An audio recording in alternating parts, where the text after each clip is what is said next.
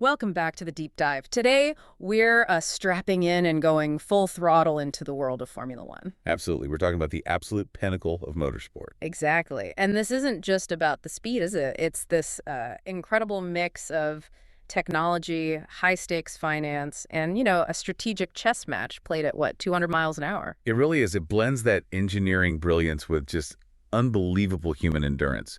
So I think our goal today is to go beyond just the spectacle you see on track. Right. We want to give you the blueprint, really, the hidden rules, the staggering amounts of money, and the physical cost that makes F1 what it is. Absolutely. Our mission is to unpack the FIA Formula One World Championship. And that name, Formula One, it sounds technical, but it just means it's the highest class of open-wheel, single-seater racing. And sanctioned by the FIA, the Fédération Internationale de l'Automobile. That's the one. So we're going to get into the money, the crazy physical demands on the drivers, and, where this whole global championship is heading now. And to set the stage, you have to remember the history. I mean, the inaugural World Championship season, that was all the way back in 1950. Wow, that long ago. Yeah. And since then, it's grown to award two main titles every year. You have the Drivers' World Championship, which is the famous one, and then the Constructors' World Championship. And that second one, that's for the teams, for the manufacturer. Exactly. And that came in around 1958 to recognize the team's effort. And the scale of it is just immense. These races, the Grand Prix, they're everywhere. Multiple continents. Oh, completely. From the deserts in Bahrain to the streets of Monaco to, classic high-speed tracks like Silverstone and Monza in Italy. It's a huge logistical challenge, which I guess is why that three-day race weekend structure is so intense and so important. It dictates everything. Okay, let's unpack that core idea then. The formula. It sounds a bit abstract, but in F1, it's basically the rule book for innovation, right? What does it actually mean? Well, the word formula is actually pretty straightforward. It just refers to the mandatory, very specific set of technical and sporting rules that every single car has to follow. No exceptions. It covers everything. Everything. From the size of the engine cylinders and the car's minimum weight, right down to the safety specs of the chassis. And working inside those rules, you end up with these terrifyingly fast cars. I mean, the current F1 cars are the fastest regulated road course cars in the world. They are. And their speed, it's not just about raw engine power. It's mostly about aerodynamics, generating just immense downforce. Right, downforce, the invisible force. Exactly. They use these massive front and rear wings, plus all this complex shaping on the car's floor to create a low-pressure zone under the car. Not over it. No, under it. It's the opposite of a plane's wing. It essentially sucks the car onto the tarmac, which lets them take corners at speeds that just shouldn't be possible. And that constant search for speed has led to some huge shifts in car design. Let's talk about the first really big one, the mid-engine revolution. Okay, so before the 1960s, you still had front-engine cars trying to compete.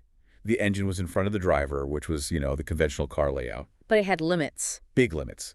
And the Australian driver, Jack Brabham, was the one who really proved that placing the engine behind the driver in the middle of the car was superior. Why was that layout so much better? What did it change? It's all about weight distribution and handling. By moving that heavy engine to the back, you put more weight over the drive wheels. So better traction. Dramatically better traction and balance, especially when you're accelerating out of a corner. Brabham won championships in 59, 60, and 66 with that layout. And by 1961, every single competitive team had switched. Wow. Just like that. Just like that became the fundamental standard. It still defines F1 cars today. So that's a huge structural shift. And then just a year later, the next big change happened, moving from how the car was balanced to how it was actually built. Correct. The next massive step was in 1962, and this was pioneered by Lotus.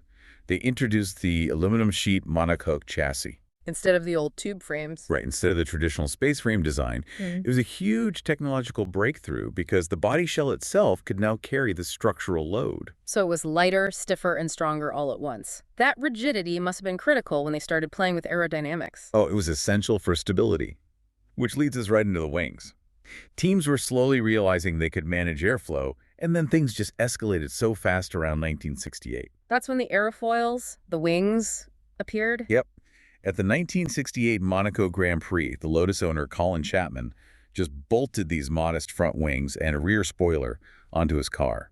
And the effect was immediate. It added a whole new dimension to cornering speed that pure engine power could never touch. And that search for downforce hit its most extreme point in the late 1970s with ground effect. I've heard this term, but its impact sounds almost scary. It was. Ground effect is, in principle, simple. You use the shape of the car's floor to speed up the air passing underneath it, which creates a vacuum that just slams the car onto the track. And the 70s version was even more extreme. The version championed by Lotus used these sliding skirts on the sides of the car to completely seal the gap to the track surface. It created this incredibly powerful low-pressure zone. How much force are we actually talking about here? We're talking about enormous downforce. The aerodynamic forces were up to 5 times the car's weight. 5 times. So a car that weighed, say, 800 kilograms. Could theoretically have 4,000 kilograms of downward pressure holding it down. That's insane. Incredible for speed, but what did that mean for the car and the driver, physically? It meant rigidity. The suspension had to be virtually solid to keep the car at the perfect height for the skirts to work. So drivers felt every single bump. The tires were their only cushion. Sounds brutal. It was. And if a skirt broke or the car hit a bump, you'd have a sudden, massive loss of downforce, which often led to a catastrophic crash. It was just too dangerous, and so they banned that type of ground effect in 1983. It's that classic F1 cycle, isn't it? Innovation pushes things to a dangerous limit, and then safety regulations have to pull it back. Absolutely. Now, let's pivot a bit from the tech to the money, because the growth of F1 as this billion-dollar sport is an equally fascinating story, and it's a story really dominated by one man. You have to mean Bernie Ecclestone. He's the one who turned F1 from just a bunch of racing teams into this massive unified commercial empire. That's him. He bought the Brabham team in '71, but the key move was when he became president of FOCA, the Formula One Constructors Association, in 1978. And what was FOCA? This was the team's union, basically. And before Ecclestone, circuit owners would negotiate TV rights and things with each team individually. Ecclestone convinced all the teams to hunt as a pack under FOCA. Ah, so that was the genius move, recognizing the whole series was the product, not just one race. Precisely. He packaged F1 as this single irresistible product. He'd offer it to circuits, but the catch was they had to give up all the lucrative trackside advertising and the media broadcast rights to him. He centralized all the commercial value. And that's what gave F1 its global financial power. But I imagine that didn't happen without a fight. No, it led to the famous FISA-FOCA war in the late 70s and early 80s. It was a battle over TV money and regulations. But it ended with the 1981 Concord Agreement, which set the standard for how revenue was shared and created stability. That structure, more or less, still underpins the sport's finances today. So for all its international travel, where is the actual engineering hub of this sport? Funnily enough, the United Kingdom is the undisputed hub. It's often called Motorsport Valley, right around Oxfordshire. 6 of the 10 current teams are based there. 6 out of 10. They all benefit from the proximity to aerospace experts, a huge pool of engineers, and world-class manufacturing. That concentration is just staggering. It really is. And it makes the big exception, Ferrari, stand out even more. They're the only team to have everything chassis, engine-based, entirely outside the UK. They're in Maranello, Italy, a huge source of national pride. So you have this intense engineering pressure cooker in Motorsport Valley working all year to build these cars to the rules, and that creates the need for that incredibly regimented 3-day schedule they follow all over the world. That's a perfect transition, because all that work in the factory has to pay off every single weekend. And a modern Grand Prix weekend is this highly structured 3-day process. So give us the basic overview. A standard weekend kicks off on Friday with 2 free practice sessions, usually an hour each. These are for setup, testing new parts, seeing how the tires wear. And then Saturday. Saturday morning has a final practice session, and then that leads into the big one, qualifying. And then, of course, the Grand Prix race itself on Sunday. And on Fridays, you sometimes see different drivers in the cars. What's that about? Yeah, teams can use additional drivers, like a reserve or third driver in Friday practice. It's to get them experience, or to get feedback on new upgrades without using up one of the main driver's time. But a main driver has to sit out for that to happen. That's right. Only 2 cars per team can be on track at once. Okay, so the real pressure starts on Saturday with qualifying.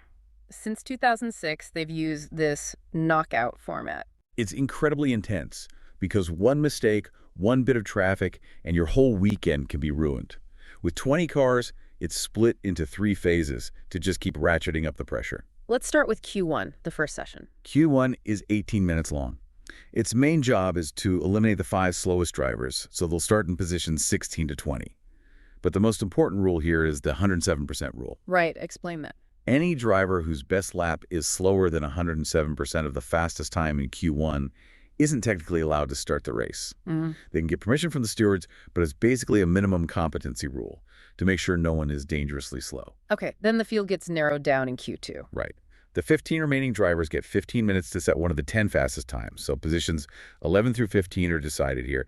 And the strategy gets tense because drivers want to use the hardest tire they can get away with to save the fast, soft tires for the end. And that brings us to Q3, the final 12 minutes that sets the top 10. Q3 is just about pure speed. It's 12 minutes long. Drivers usually go out for 1, maybe 2 all-or-nothing laps. The key strategic part used to be about the tires. Right. They used to have to start the race on their Q2 tires, didn't they? They did, but that's changed. Now, everyone gets a free choice of tire to start the race on Sunday. But the top 10 drivers still have to use up an extra set of soft tires just to get through Q3. So sometimes the driver in 11th actually has a slight strategic advantage with an extra fresh set of fast tires for the race. As if that wasn't complicated enough, a few years ago they introduced sprints. Ah, the sprints. Yes, starting in 2021. Initially, the sprint race actually set the grid for the main Grand Prix on Sunday. That was confusing. It was. And drivers would often play it safe in the sprint. Yeah. So since 2023, the sprint races are completely independent. They have their own qualifying called the sprint shootout, and the results of the sprint don't affect the main race grid at all. I see. That makes a lot more sense. And the sprint shootout has its own special tire rules, too. It does. It's a shorter qualifying, and they make it mandatory to use medium tires for the first 2 parts, SQ1 and SQ2. Yeah. And then you can only use soft tires for the final part, SQ3. It just forces teams to think on their feet. So let's get to race day. You have the formation lap, which is for warming up the tires, and then the 5 red lights go out, and it's chaos. That formation lap is so critical. The tires only work in a very narrow temperature window, so you see the drivers weaving aggressively to build heat. But once the race starts, the strategy immediately switches to the mandatory tire rule. Which means everyone has to make a pit stop. Pretty much, yeah. In a dry race, drivers have to use at least 2 different types of dry tires, the hard, medium, or soft compounds. So a pit stop is basically required. And the pit stop itself changed completely when they banned mid-race refueling. When was that? That was back in the 2010 season. And that ban just fundamentally shifted the whole challenge. Now it's all about the pure mechanical precision and human teamwork of changing 4 tires in under 2 seconds. With a sport moving this fast, safety is obviously huge. Let's talk about how they control the chaos, starting with the safety car. The safety car, or SC, comes out when there's an incident that's dangerous for the drivers or the track marshals. Its whole purpose is to slow the race down. Everyone has to follow it in order, no overtaking. And when that safety car comes out, it can completely change the outcome of a race. Why is pitting under the SC such a massive advantage? It's just simple math. At full race speed, a normal pit stop costs you about, say, 20 to 25 seconds compared to the cars that stay on track. But when the safety car is out, the whole field is moving slowly. Ah, so the time you lose in the pit lane is much, much less. Exactly. You get a cheap pit stop. You can get fresh tires while losing very little time to your rivals. It can literally win you the race. And we should mention the cars themselves are supplied by Mercedes-AMG and Aston Martin, and they've been driven by Bernd Maylander since the year 2000. Incredible consistency. And the other key safety tool, which came out of a tragic accident, is the virtual safety car. The VSC. This was after Jules Bianchi's crash in 2014. Precisely. The FIA realized they needed something for incidents that weren't serious enough for a full safety car, but where normal yellow flags weren't enough to protect the marshals. So how does the VSC work? What do the drivers have to do? They have to maintain a positive delta. Basically, they see a minimum reference time on their steering wheel display, and they have to keep their lap time above that minimum pace. So they have to slow down everywhere on the track, not just in one spot. Exactly. It neutralizes the whole field without bunching everyone up behind a physical car. It keeps the gaps between the cars roughly the same while making the track safe for marshals to work. And finally, let's quickly touch on the flags, the basic language of the track. Q are absolutely critical. The double-waved yellow. That means there's a major hazard on or near the track. You have to slow down significantly and be prepared to stop. If you don't, the penalty is severe. And the other one, the blue flag. The blue flag is for a slower driver who's about to be lapped by a faster car. It means you have to let them pass immediately. If you ignore 3 blue flags, you get a time penalty. It's about keeping the race fair for the leaders. We've covered the rules and the tech, but now we get to the human side. The physical demands on these drivers are just astonishing. It's a level of stress that's beyond almost any other sport. Just to start, drivers burn around 1,000 calories per hour during a race. 1,000 calories an hour, that's like running a marathon continuously. It is. And with the heat, they can lose up to 5% of their body weight in a single race just from sweat. That level of dehydration can cause a loss of concentration, which at these speeds is, incredibly dangerous. And the defining challenge has to be the G-force. Can you put that into context for us? Right. Think of a fighter pilot. A modern F1 car can generate up to 6.5 Gs in a corner. That's 6.5 times their body weight, pushing them sideways. What does that actually feel like for the driver? It means their head, which normally weighs maybe 6 or 7 kilograms with the helmet, suddenly feels like it weighs over 40 kilograms. Yeah. And they have to hold it up with just their neck muscles, lap after lap. That's why they all have such thick necks. That's exactly why. And under braking, they can hit 6 Gs. They have to push the brake pedal with about 150 kilograms. That's over 300 pounds of force. And all of this is happening inside a cockpit that's unbelievably hot. Oh, yeah. They're basically sealed inside a sauna next to a high-performance engine. Cockpit temperatures can get up to 60 degrees Celsius. That's 140 degrees Fahrenheit. It's no wonder their heart rates are through the roof. Their average heart rate can be over 170 beats per minute for the whole race, peaking close to 200. It's just a constant state of extreme physical stress. And the FIA had to step in to protect them from themselves in a way. They did. There's a minimum driver and seat weight of 82 kilograms now. It was brought in to stop the dangerous trend of drivers trying to starve themselves to be as light as possible to gain a performance advantage. Okay, let's shift back to the machine. The current power unit since 2014 has been this incredibly complex hybrid system. Yeah, that was the start of the hybrid power unit era. We went from the old V8s to these 1.6-liter turbocharged V6 hybrid engines. And what makes them so complex is the energy recovery technology. Can you break that down for us? It's based around two main motor generator units. The MGUK for kinetic recovers energy when the driver brakes. It's like a normal hybrid car. Okay. But the MGUH for heat, the really clever bit, it's connected to the turbocharger and it recovers waste energy from the heat of the exhaust gases. It turns that heat into electricity. That's incredible. So all that electrical boost gives them extra speed and efficiency? Critical for lap time and for managing fuel. But even with all the efficiency, these cars are still unbelievably fast. They can top 350 kilometers an hour or 220 miles per hour? And the straight line speed record is even higher. Valtteri Bottas hit 378 kilometers an hour. That's nearly 235 miles per hour in qualifying back in 2016. But carrying that speed through the corners was the big focus of the 2022 rule changes, which brings us back to aerodynamics and the idea of dirty air. Right. Dirty air is the turbulent, chaotic airflow that comes off the back of a fast-moving car. This messy air has much lower pressure, so it drastically reduces the downforce for any car that's following closely. Which made overtaking really, really difficult. Exactly. So the 2022 overhaul was all about cleaning up that air. They did it by reintroducing ground effects, but in a very controlled way. They redesigned the wings, but the biggest change was creating downforce from underbody tunnels and diffusers. So how does this new ground effect differ from that dangerous 1970s version we talked about? The key is control. The old cars used those sliding skirts, which were unstable. The 2022 cars have standardized, fixed tunnels. They're designed to create a much tighter air wake behind the car, which reduces the negative impact on the car following behind. Promoting closer racing. That was the entire goal. And the wheels changed too, didn't they? They got bigger. Yep, they went from 13-inch wheels to larger 18-inch wheels with low-profile tires. The bigger wheel and the lower tire sidewall means the tire flexes less, which makes the whole aerodynamic platform more stable and predictable for the engineers. And one last thing on the tech, the brakes. Oh, the brakes are just insane. They use carbon disc brakes, which have to handle the heat of stopping from over 200 miles per hour again and again. How hot do they get? They can reach 1,000 degrees Celsius. To manage that heat, the discs are drilled with thousands of tiny ventilation holes. It's just extreme engineering. And that technological arms race inevitably led to a financial one. Historically, the more you spend in F1, the faster you went. That's the heart of the problem. Yeah. If you look back at 2019, Mercedes, who were the champions, had a budget of around $420 million. And the teams at the back? A team like Williams was operating on maybe $125 million. With that kind of gap, you could almost predict the results before the season even started. So the sport had to do something, and the solution was revolutionary. The solution was the cost cap.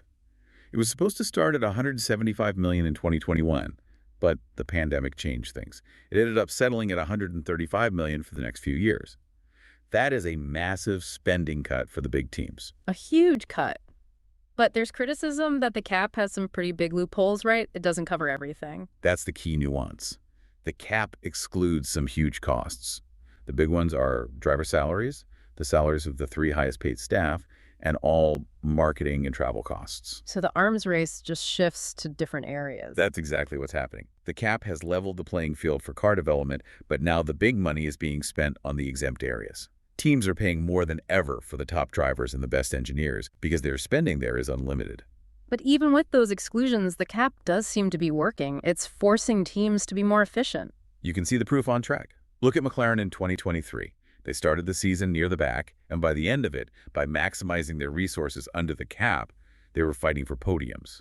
It's a shift from just spending money to spending it wisely. And looking ahead, F1 is also growing. We're getting new teams. Yeah, the sport is looking to expand. Cadillac got approval to join as the 11th team, starting in 2026. And you're also seeing a lot of team rebrands, like Stake F1 and Visa Cash App RB, which shows how intense the sponsorship market is. And beyond the competition, F1 is also tackling its environmental impact. It has to. The biggest goal is to be carbon neutral by 2030. And what's interesting is where the emissions come from. A report found that 45% of the sport's emissions were from logistics, just flying everything around the world. And the cars themselves. The cars were only 0.7% of the total emissions. That's a vital statistic. The problem isn't the cars, it's the global travel. Right. And while they're working on logistics, they are also developing a 100% sustainable fuel, which they hope to use when the new engine rules come in around 2026. Finally, let's talk about diversity and inclusion, which has become a big public focus for F1.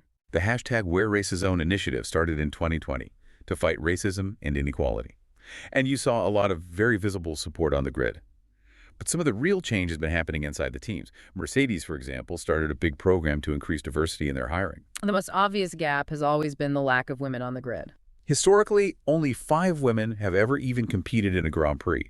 The only one to score points was Leila Lombardi, who got half a point back in 1975. So what's F1 doing about that now? The big step was creating the F1 Academy in 2022. It's an all-female racing series designed to create a real pathway into higher levels of motorsport. And the visibility is working. Female viewership of F1 jumped from around 20% in 2019 to 40% by 2022. And we're seeing more women in key roles inside the teams, not just in the cars. Absolutely. Everyone knows Hannah Schmitz now, Red Bull's principal strategy engineer who's masterminded so many of their wins. And in 2025, Laura Miller will be the first full-time female race engineer at Haas. So change is happening in the garage and on the pit wall. So we've taken a real deep dive today, starting with how that formula of roles has shaped this incredible sport.